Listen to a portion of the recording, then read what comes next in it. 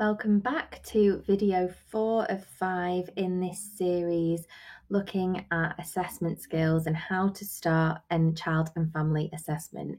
In this video, I'm going to be talking about multi-agency working in child and family assessments. I'm Vicky Shevlin. I'm a social worker. I've previously been a Child Protection Conference Chair.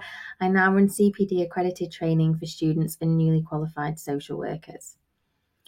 In this video, we are going to look at 3 things when it comes to multi-agency working: being clear on responsibilities, mutual respect, and barriers in information sharing. If you're not subscribed to this channel already, make sure you do it now, and you can go and watch the other 3 videos as well as all the resources that are available to you.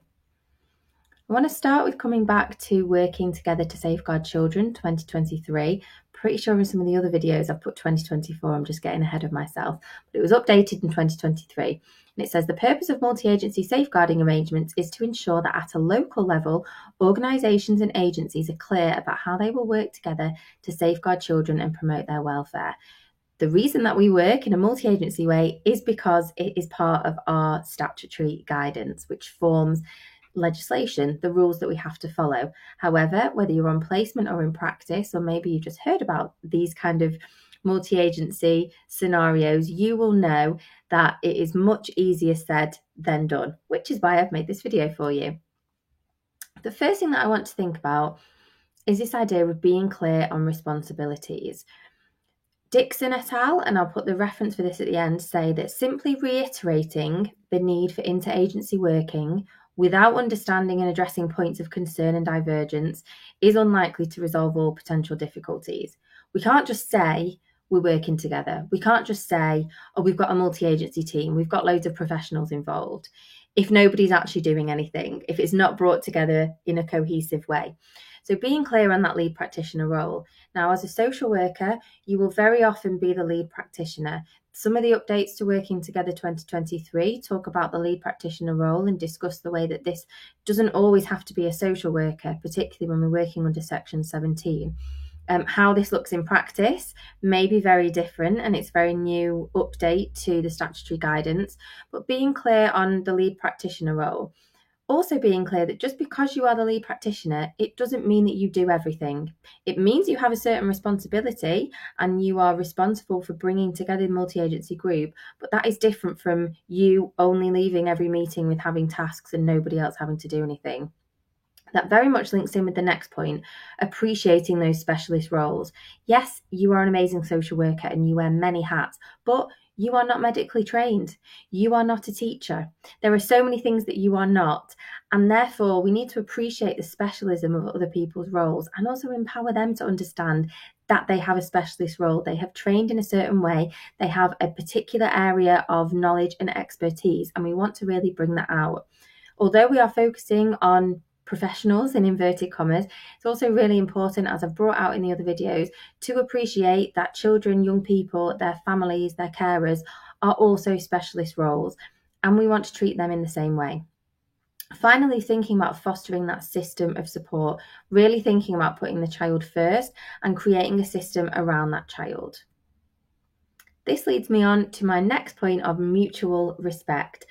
Being child-centred means respecting everybody in a child's life, because we want to model that to them. We want to model that respect.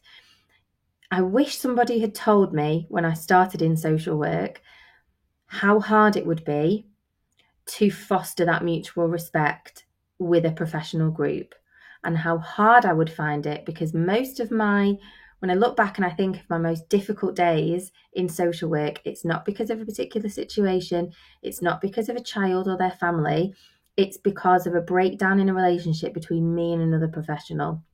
It's because of a lack of communication, a challenge, both being on different sides and not having that mutual respect. They are the days that have been the hardest for me. And those challenges are easier when respect exists.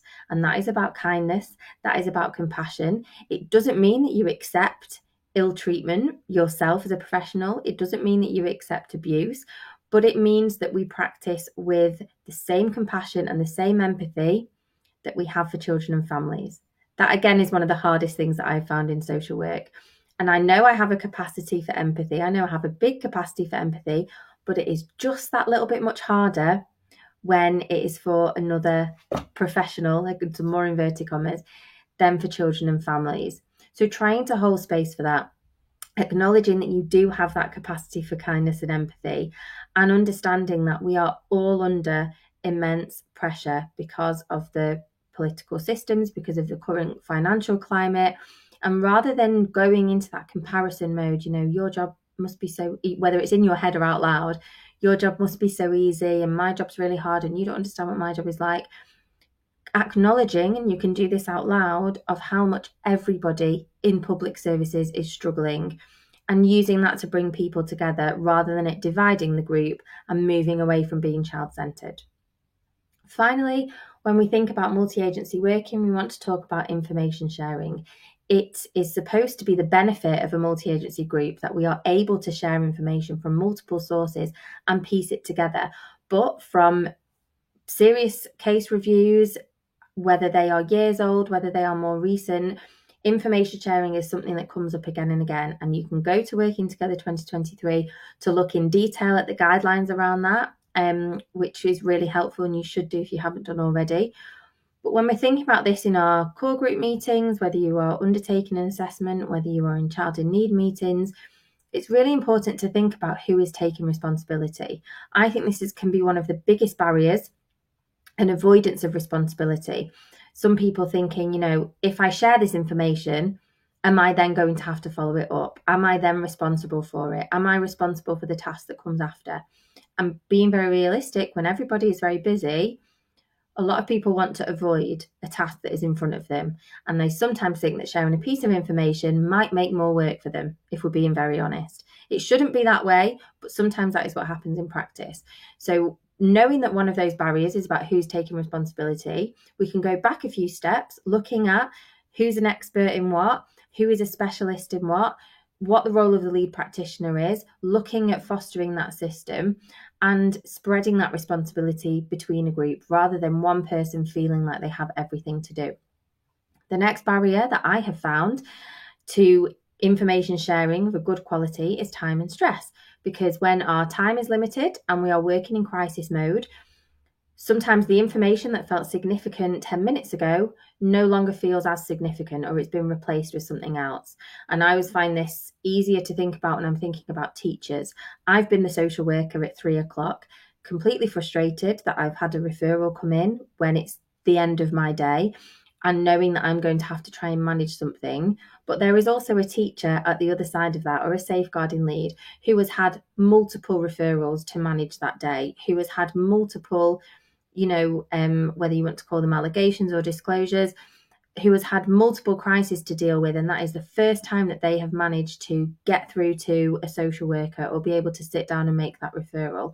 So just holding space for that empathy and understanding that time and stress is a barrier for information sharing. And finally, opportunities. This is where you can come in and shine as a social worker, because very often people might not think certain pieces of information are relevant. And as a social worker, and often the lead practitioner, you have oversight and you have the ability to be able to bring all the information together. And in order to get that, you want to give people opportunities. We want to continue an open feedback loop, always asking questions. Has this happened or this happened? Has anyone mentioned this to you? Does anyone have anything left to share? Making sure that you are giving people opportunities to share information, because not everybody is going to have the same training as you. Not everybody is going to know when a piece of information is relevant or not. This, if you just want to screenshot it, is the reference that I talked about before around multi-agency working, which is a really helpful read. And this has been video number 4 of 5 in this mini-series, How to Start a Child and Family Assessment. The 5th and final video is Social Work Skills. You can watch the other videos on this channel. And the reason that I'm talking so much about assessment skills is because that is my favourite thing to teach and share with newly qualified social workers. I have CPD accredited training, which is coming up either Saturday the 17th of Feb or Wednesday the 27th of March. If you're watching this past those dates, all the information for working with me, more free resources, how to get in touch with me, will all be in the caption of this YouTube video. But if you are interested in attending that training and becoming CPD accredited, it's a one-day training with 5 modules, and it is designed to upskill you to develop your skills in assessment and essentially to give you the confidence to be able to undertake high quality child and family assessments, because I know that is something that you are doing day in, day out as a newly qualified social worker. It is the start of a very important process. It is often the first point of contact between a social worker and a child and family. And if we do that to a high quality, if we understand what we're doing, why we're doing it, and doing that in a child-centred way, it can positively impact everything that comes after that. So all the information for joining the next training, like I said, will be in the caption of this video. If you haven't already, make sure you subscribe, and I will see you very soon for the next video. Thank you for watching.